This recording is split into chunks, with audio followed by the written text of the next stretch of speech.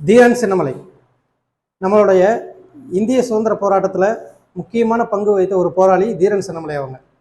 அவங்க திருப்பூர் மாவட்டம் காங்கேயம் வட்டம் மேலப்பாளையம்ங்கிற ஊரில் தான் பிறந்தார்.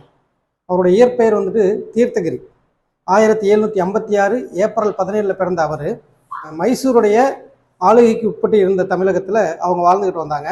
அவர் தீரன் சின்னமலை அப்படின்னு எப்போ அறியப்பட்டார் அப்படின்னா, ஹைதர் அலி அவங்களுடைய வரி வசூலுக்கூடிய குழு வந்துட்டு நம்மளுடைய தமிழகத்துக்குள்ள வந்து வரி வசூல் செஞ்சுட்டு போயிட்டு இருந்ததை பார்த்த தீரன் சின்னமலை தீர்த்தகிரி அப்படிங்கிறவர் அதை பார்த்துட்டு கொந்தளிச்சுட்டு, என்னது நம்ம நாட்டுக்குள்ள வந்துட்டு வரி வசூல் பண்ணிட்டு போயிட்டு இருக்காங்க அப்படின்னு சொல்லி அந்த வரிப்பணத்தை எல்லாம் வாங்கிக்கிட்டு அவங்கள்ட்ட சொல்லி அனுப்பிச்சார். என்ன அப்படின்னா, சிவன்மலைக்கும் சென்னிமலைக்கும் நடுவில் இருக்கிற சின்னமலை அப்படிங்கிற உங்களுடைய வரிப்பணத்தை வாங்கிட்டான்னு போய் உங்களுடைய அரசுகிட்ட சொல்லி அனுப்பிச்சாரு. அதிலிருந்து தான் அவர் தீரன் சின்னமலை அப்படின்னு பெயர் பெற்றார்.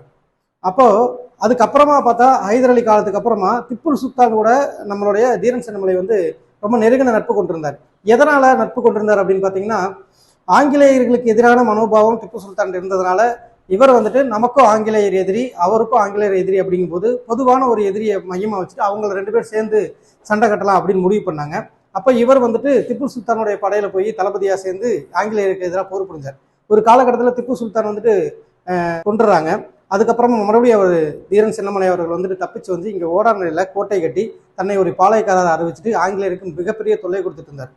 அதாவது எப்படிப்பட்ட தொல்லைனா, கர்னல் மேக்ஸ்வெல்னு ஒருத்தருடைய தலையை வெட்டி கரும்புள்ளி செம்புள்ளி குத்தி கழுத மேலே ஊர்வலமான அளவுக்கு இவர் வந்து பயங்கரமான ஒரு போராளியாக அறியப்பட்டார். சிம்ம சொப்பனமாக இருந்தார் ஆங்கிலேய படைக்கு. அப்படிப்பட்ட காலகட்டத்தில் நமக்கு தெரியும், நம்மளுடைய தமிழருடைய ஒரு சாபக்கேடான ஒரு விஷயம் என்னன்னா, கூடவே இருக்கிறவங்க தான் நம்மளை வந்து காட்டி கொடுப்பாங்க.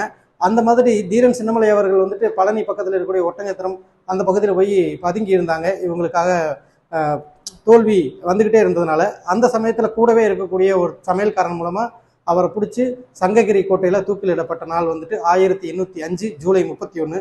அவருடைய தியாகத்தை போற்றுவோம், சுதந்திரத்தை வந்து காப்போம்.